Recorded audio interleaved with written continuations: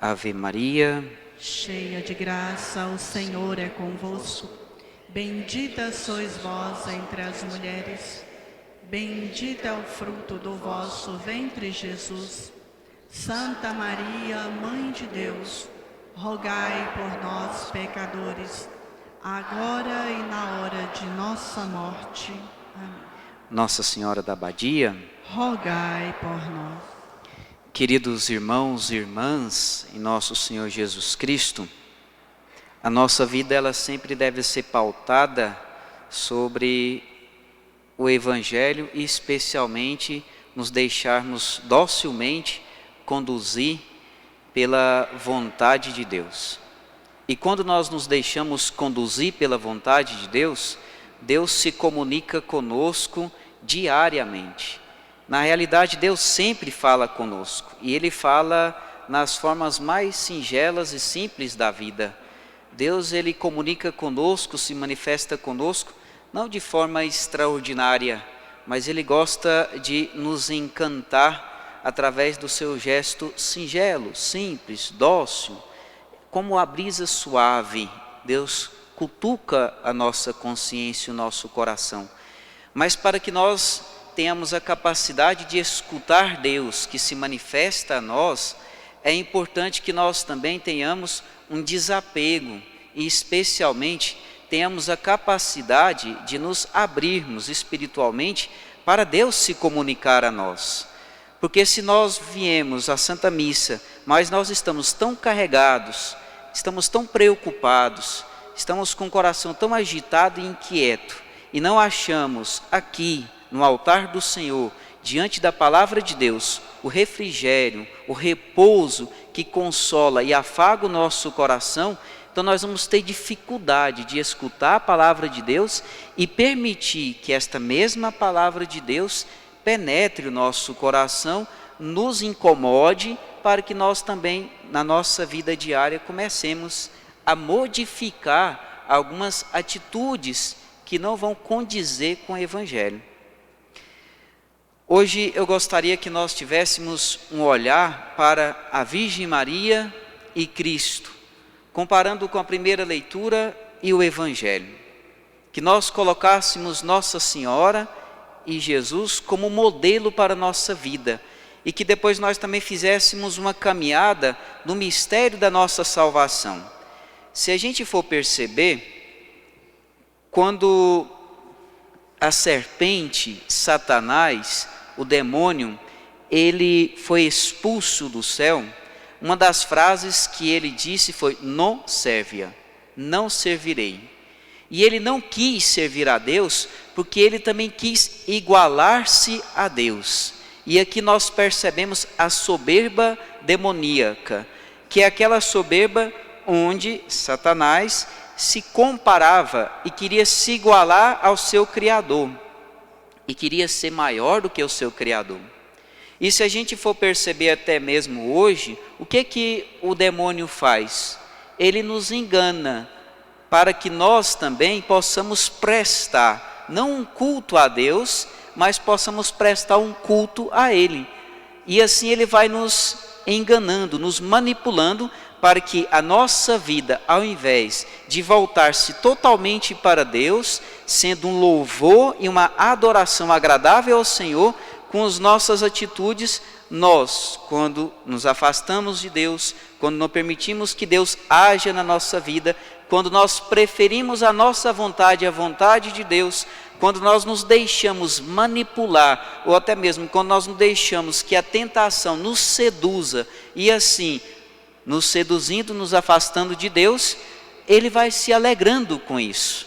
Tem um livro de um autor, C.S. Lewis, que ele conta a história de o demônio tio e o demônio sobrinho. E o demônio tio, adulto, vamos dizer assim, ensina o seu sobrinho a manipular, tentar e levar as pessoas para o inferno.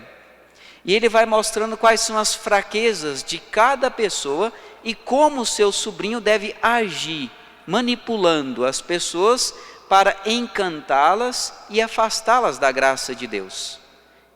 Encerremos esse pensamento.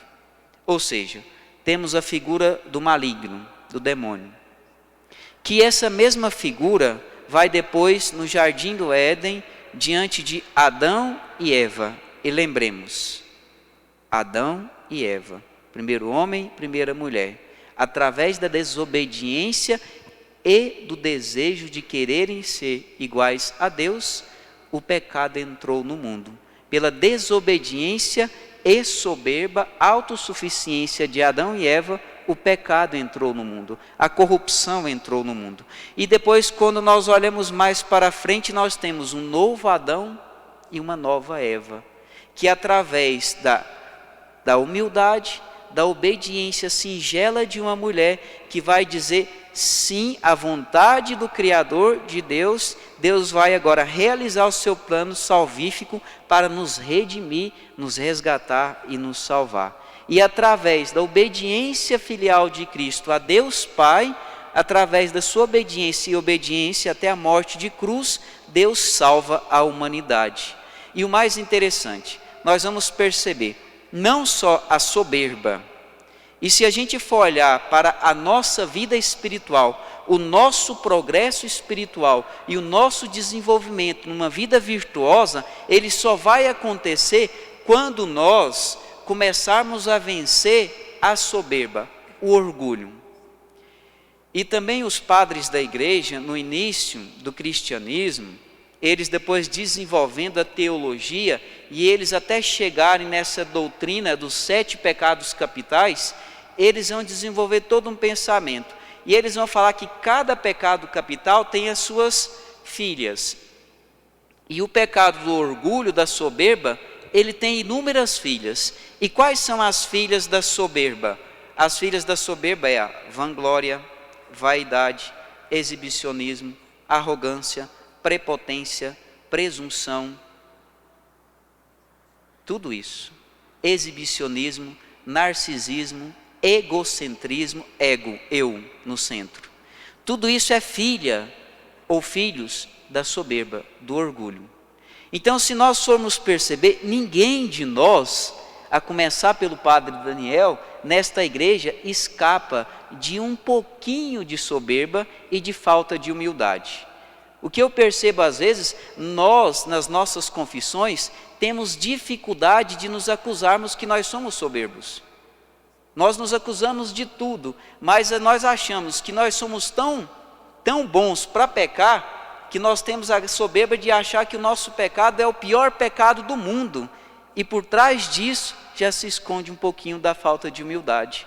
Porque quando eu fico olhando demasiadamente para mim mesmo e esqueço de olhar para a graça de Deus, para o próprio Deus e ver a grandeza da sua misericórdia, que vem em auxílio da minha pequenez, me abraça, me acolhe e me transforma. E ao me transformar, Ele me aproxima mais dEle, não por causa das minhas capacidades, não porque eu sou bom, não porque eu tenho inúmeros dons, mas porque sem mim nada podeis fazer. Nós, sem o auxílio da graça de Deus, nós, sem a presença suave e doce do Divino Espírito Santo, não somos capazes de fazer nada de bom.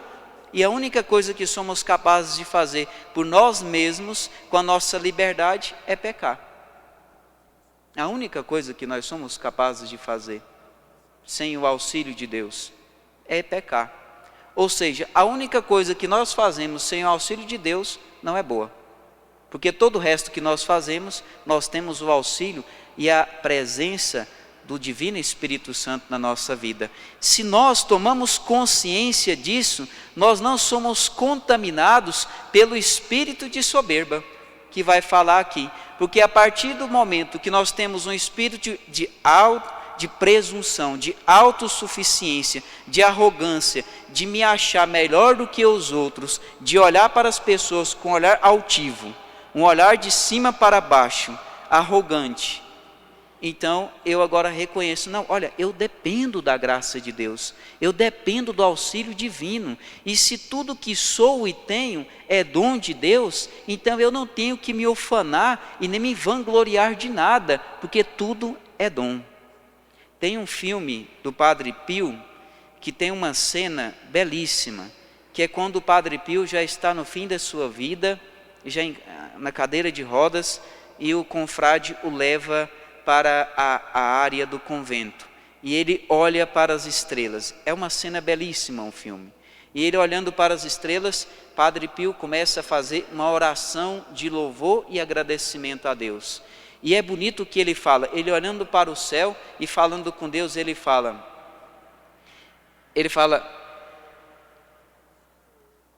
ele mesmo não se entendia. Padre Pio vai falar que ele era um mistério para ele mesmo. Ele mesmo não se compreendia. E ele vai falar a seguinte coisa: tudo é dom, tudo é graça. Tu, Senhor, viestes habitar em mim, viver em mim, sofrer em mim, e eu fui habitar em ti, sofrer em ti, amar em ti. Tudo é dom, tudo é graça. Se a gente olha para este homem e olha para a sua história, a gente vai ver milagres extraordinários que ele fez. E vocês sabem qual foi o pecado que Padre Pio teve que lutar durante toda a sua vida, que o seu diretor espiritual falou: o seu campo de batalha a partir de hoje, irmão Pio, é a presunção. Porque certa vez, ele visitando uma senhora que estava enferma, ele a atendeu em confissão, deu absolvição, e ele rezou tanto para Deus, para que ela não morresse e para que a ressuscitasse, e Deus não concedeu o milagre a ele. Então ele começou a querer desesperar e para que Deus fizesse o milagre. E o seu padre espiritual falou a seguinte coisa: a partir de hoje, irmão Pio, o seu campo de batalha é contra a presunção, de se achar tão bom de que você é capaz agora de realizar milagres. Padre Pio, imagina nós, que estamos num caminho de purificação, de aperfeiçoamento, de nos identificarmos com a vontade de Deus. E olhando para toda esta realidade, para esta dimensão, o que acontece conosco?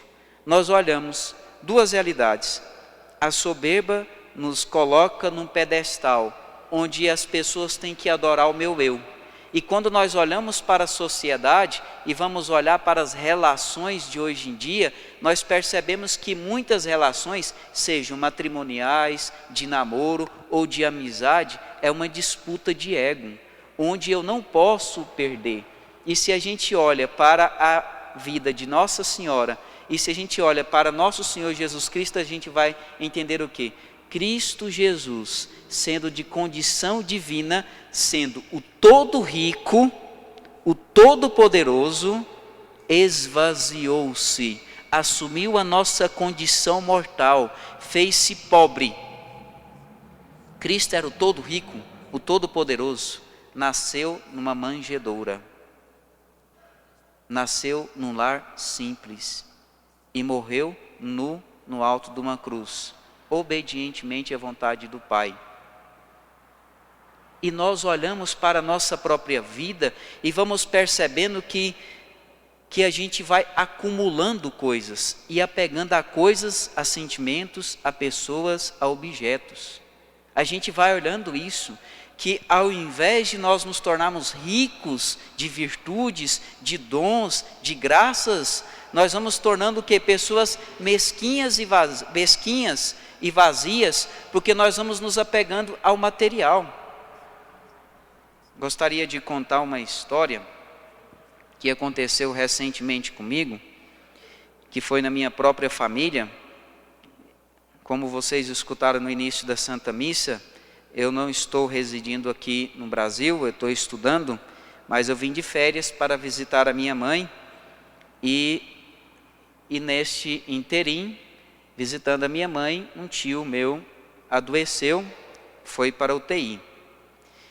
E a graça de Deus, ela age diante da pobreza humana, e Deus, ele nos ama incondicionalmente, que é tão profundo o amor de Deus por nós, e Deus quer tanto nos enriquecer com a sua presença divina, e quer que nós estejamos diante do céu, amando a Deus eternamente e sendo amado por Ele, que Ele jamais quer perder uma só das suas ovelhas.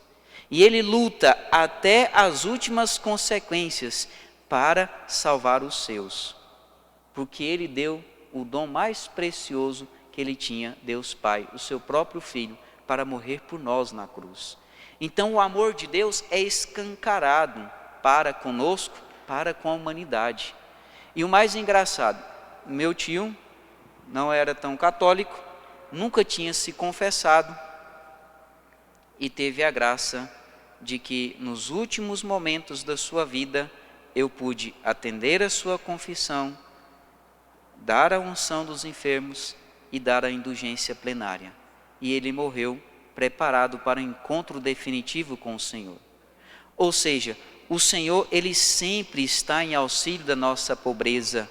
Ele sempre acha um meio para tentar nos salvar. Mas o que deve agora questionar a nossa existência é: como eu me relaciono com Deus? Olhem a Virgem Maria. Ela tinha tudo para se ufanar, para se vangloriar. Eu sou a mãe de Deus. Eu não sou uma qualquer, eu sou a mãe de Deus. E a gente não vê isso no Evangelho. A gente vê aquela mulher discreta. Ela contemplava todas essas coisas e guardava no seu coração, com uma discrição, com uma nobreza de alma, com uma... A Virgem Maria, a gente olha para ela, a gente vê, ela não precisa falar muitas coisas. A sua vida exala o Evangelho vivo e o ensinamento do seu Filho Jesus. As pessoas, quando olham para mim, quando elas me escutam, ou até mesmo quando elas simplesmente não precisam me escutar, mas a minha vida já deve ser uma catequese existencial. As pessoas no meu lar, na minha casa, no meu trabalho, na minha profissão, na sociedade, no ambiente onde eu convivo, as pessoas que convivem comigo, quando elas olham para mim, elas conseguem sentir esse bom odor de Cristo Jesus? Vocês que são mulheres, são discretas, são mulheres nobres de coração, são mulheres sábias, equilibradas, que não ficam às vezes buscando a adoração do ego de vocês, não estão preocupadas demasiadamente com os aspectos externos, não que não tenha que cuidar da aparência, tem que cuidar sim, ficar bonita, não estou querendo dizer isso, mas quando só se preocupa com o estético, com o exterior e esquece do interior, é porque o coração está vazio. E nós temos que começar de dentro para fora. E eu percebo que as pessoas querem começar de fora para dentro. E se a gente for olhar, Nossa Senhora era uma mulher que exalava nobreza, que exalava um coração magnânimo, grandioso, generoso, gentil. Era uma mulher serviçal, era uma mulher discreta. Eu não sei se vocês já conviveram com pessoas histéricas. É um desespero conviver com gente que é histérica, com gente que qualquer motivo tem um pezinho para o barraco ou para a discussão. Não. Ter uma racionalidade, uma nobreza de espírito, uma postura. Quando você chega no ambiente, as pessoas sentem-se bem. Nossa Senhora era assim. Veja nas bodas de Caná a sutileza desta mulher. Nas bodas de Caná ela percebia que estava faltando vinho. E ela sente compaixão daquele casal. E ela vai na fonte da graça, Jesus. E nós, a exemplo de Nossa Senhora, percebemos no nosso lar que aquela pessoa está faltando o vinho da atenção, do amor. Nós percebemos isso? O vinho da generosidade, o vinho da escuta. Nós percebemos que está faltando? E nós somos capazes de nos doar, de nos entregar, de sairmos de nós mesmos para ajudar essas pessoas, de nos preocuparmos de forma empática do sofrimento da outra pessoa? Porque se nós só ficamos na estética, só ficamos no exterior, corremos o risco de nos tornarmos pessoas mesquinhas, ricas, mas vazias, preocupadas com o material, com o dinheiro, e esquecemos que nós não temos morada definitiva aqui, mas que nós somos criados para as coisas do alto, e lá onde está o nosso tesouro. É lá onde a traça e a ferrugem não vai corroer nada. E nós começamos aqui, com a nossa atitude, com a nossa vivência, com o nosso sim diário ao Senhor. Portanto, quando nós olhamos para Jesus, nós percebemos que Ele foi obediente até a morte de cruz. E Ele foi pobre, esvaziou-se de si mesmo para nos salvar. Não foi apegado. O seu coração era livre, porque Ele amava. Nossa Senhora também disse sim, fiat, faça-se-me segundo a tua palavra. Também ela deixou-se contaminar pelo bom odor de Jesus Cristo. E ela viveu plenamente a vontade de Deus. Nós estamos fazendo uma novena. Cada novena que nós fazemos, nós nos aproximamos mais de Deus. Cada novena que nós honramos o padroeiro da nossa comunidade, o nosso coração deve estar mais achegado ao coração de Deus. Cada novena que nós estamos fazendo, com todo o respeito, não é uma crítica, mas é uma observação. A quantidade de pessoas na igreja e depois a quantidade de pessoas para jogarem um binguinho. A quantidade de pessoas hoje em dia que pós-pandemia tem todos os tipos de baladas, festas, estão lotadas, shows, olhem os shows. Pós-pandemia, olhem as igrejas. São coisas para nós refletirmos. O que é o essencial para nós? Deus ou as coisas efêmeras desta vida? Lembremos-nos, uma só coisa nos basta, e isso não nos será tirado. E o que não nos será tirado é o único necessário, Cristo Jesus, a coroa incorruptível, estarmos um dia no céu, sendo amados eternamente por Deus e também amando a Deus eternamente. Que Nossa Senhora da Abadia nos guarde, nos proteja, nos conduza e afaste de todos nós qualquer sentimento de orgulho, de vaidade, de querermos nos sentir maiores do que de fato nós somos. Nós não somos maiores do que ninguém. Todos nós fomos criados à imagem e semelhança de Deus e, portanto, todos nós somos filhos amados e queridos, que custou um preço muito alto, o preciosíssimo sangue de Jesus na cruz.